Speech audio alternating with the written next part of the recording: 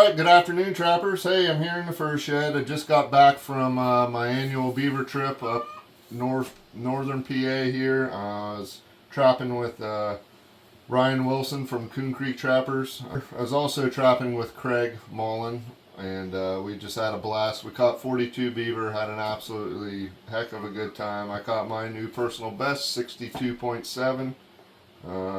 It was a huge beaver. But what I wanted to share with you guys today was I ended up buying a post flesher from him, and I also got a post beaver knife from him. This is the smaller of the two, and of course this is the flesher. I did all the fleshing and boarding while we were up there, and Ryan and Craig did all of the skinning, and this was the first year that I ran a post. All my other years I ran a Necker 600.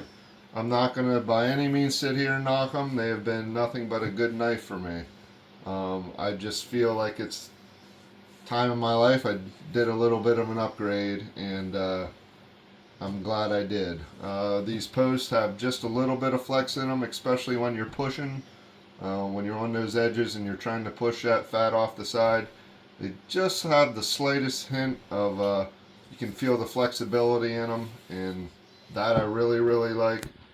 These things are super, super sharp. They cut like a hot knife through butter, literally. I'm going to show you here in a minute on a beaver that I'm doing right now. But just an absolutely awesome knife. And the other thing that I really, really like about them is, in my opinion, if you own a knife and it's really hard to put an edge on them, that knife is pretty much worthless to me. If it's not real easy to put a good edge back on it in a reasonable amount of time, then I just don't want it. What I like about this is I can put an edge on these really, really fast. It's real nice with the flesher because you're not hitting bone or anything like that, so it holds an edge for a really, really long time. If you're watch where you're cutting with the beaver knife, the edge lasts just as long on these too, but of course when you get down around the face and that, it's easy to nick bone and around the legs or wherever. But I personally did not run a beaver knife while we were up there. Like I said, Craig and Ryan did all the skinning, but I was watching them. I did sharpen their knives for them, and they both were amazed how well these worked. So I'm excited to do these. I do have one beaver I need to put up as far as skinning goes, so I'm going to be giving that a try for the first time.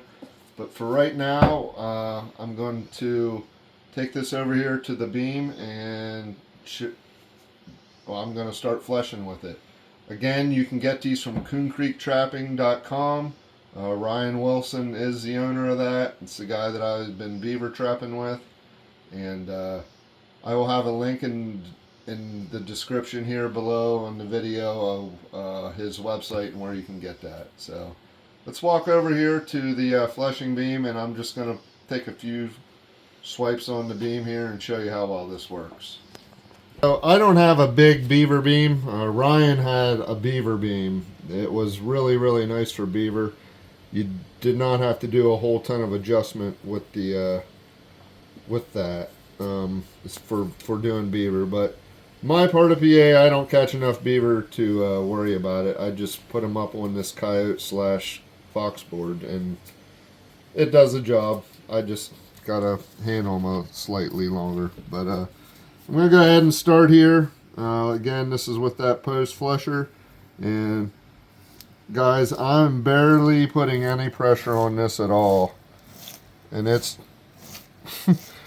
it's a little bit mind-blowing, to be honest with you.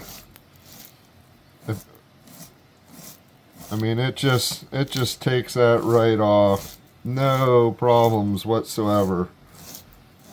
Very, very happy with it. Here I'm getting into a little bit of fat, and this is where a wider beam would help, but it's just pushing that. I just take that, clean that blade off a little bit, and we're back to going to town here. But look how easy it just takes that off. I truly have never, ever, ever used a knife that worked as well as this one. Very, very happy with it. If I spin here a little bit, start on fresh on here. Let me clean my knife off. Alright, same deal. It just takes it off like butter.